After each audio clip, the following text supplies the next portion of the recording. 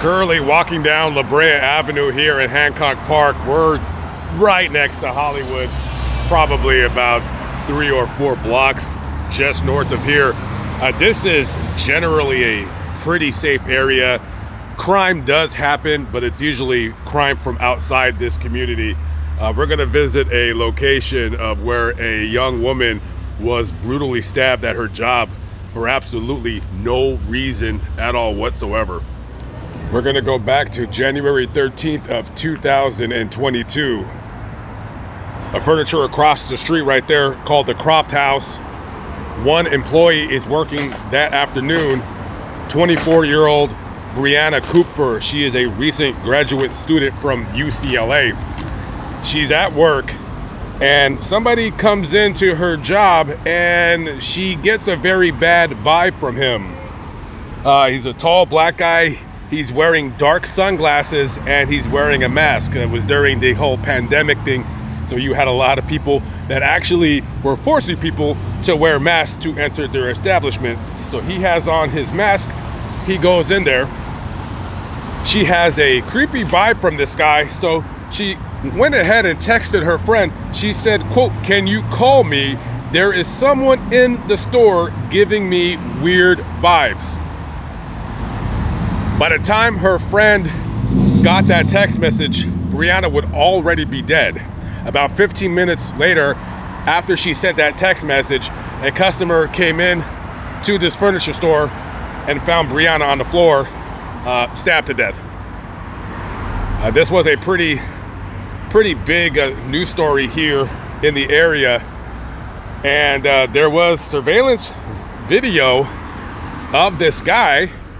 But of course, nobody really knows who he is. So in combination with local donations from people in the neighborhood and the city council of Los Angeles, they put out a $250,000 reward for any information leading to his capture, which they did. So about a week later in Pasadena, 133-year-old Sean Laval Smith was captured and arrested and charged with her murder. Right here at the Croft House.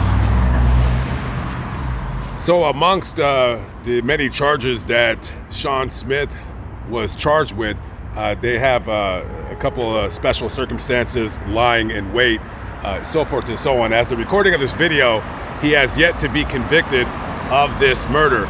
But this is a man that has a long history of criminal and mental illness.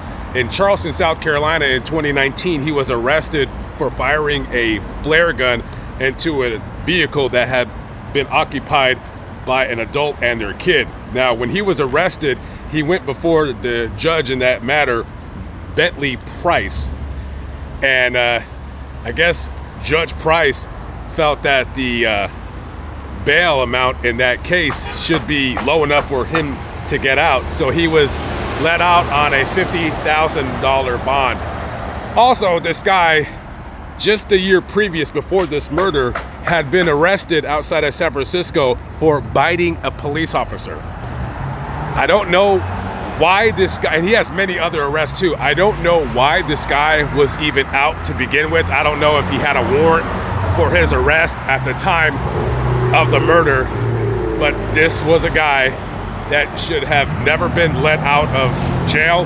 He should have been rotting with all of his arrests and his history of mental illness. He should have been rotting in jail and or prison. Brianna should have never had to have lost her life. I tell you what, Los Angeles, it's full of mostly good people, but a lot of mental illness, a lot of criminality has really just kind of overtaken this city, especially in the last 10 years. The autopsy report for Brianna Kupfer indicated she had suffered like 46 different wounds. 20 of them were puncture slash wounds, stab wounds. She received 2 stab wounds to her chest, a couple to her abdomen, several to her arms because she was trying to defend herself, and to no avail. I mean, you're a small girl, you got a 6'3" guy who is just going to overpower you. And this was just nothing but a random murder. That's all there was. They didn't know each other, nothing like that. A little bit of advice to any woman that lives in any big city, particularly Los Angeles. Do yourselves a favor, go ahead and buy a gun. You should carry it with you when you need to. I'm not saying that you need to be like Nervous Nelly and always carry a gun, but if Brianna would have had a gun with her, then she would have had the chance to defend herself. But of course, being in an area that's nice such as this, you're not going to be carrying a gun or feel the need to carry a gun. But like I said, if you're a woman and you live in Los Angeles, there's no reason why you should not have a firearm, just in case, to avoid tragedies such as this. We're about a mile away from that other location. So we're right on the corner of Genesee and Melrose. Behind me, this is Fairfax High School. I used to go to this school back in 1995. So, Shoe Palace, it's August 11th, 2021, and there is a line of people down the block here at the Shoe Palace. The reason why is because they're selling some kind of shoe that people want. I don't know anything about shoes, so don't get me started on that whole subject. But anyways, so they're having a raffle, right? They're having a raffle, not because they're giving away shoes for free. No, the raffle is so you have the ability that if you get this raffle ticket and your number is called and you win the chance of buying a pair of shoes. Again, I don't understand it. Some things are not meant for me to understand. So on that day, it's around 12:30 p.m. and at this shoe store used to work one Jaron Bradford, 26 years of age. It's his day off. He's not even at this store. He's off. And I'm assuming there's a lot of people in this line in front of this shoe place because they called him and they said, hey, things are a little chaotic. Do you mind coming in for a few hours just to kind of, work and just help with like crowd control or whatever? So this guy comes over here. And as he's over here, some customers that are standing in line start fighting, right? They start fighting and they're arguing or whatever. And Jaron, he goes over there to break it up.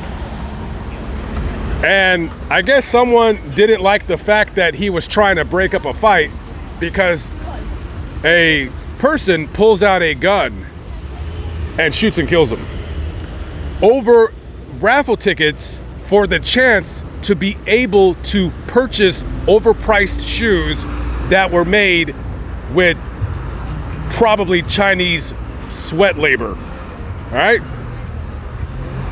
That's how some of these people, when you're buying these shoes that these mega superstar athletes are pushing on you, that shoe is being made by someone who works a crazy job, works a lot of hours, and doesn't get paid very much at all. They get paid enough to eat and to buy clean drinking water. So when you're handing over $200, $300 for shoes, that's where your money is going. Your money is going to ridiculous athletes, and you're funding this insanity. You know, listen, I like shoes too because they protect my feet when I walk, right? They protect feet. That's the purpose of them. Absolutely crazy. 16 years old, pulls out a gun and just kills him for no reason. I believe the parents have sued Shoe Palace, and I believe they sued Nike.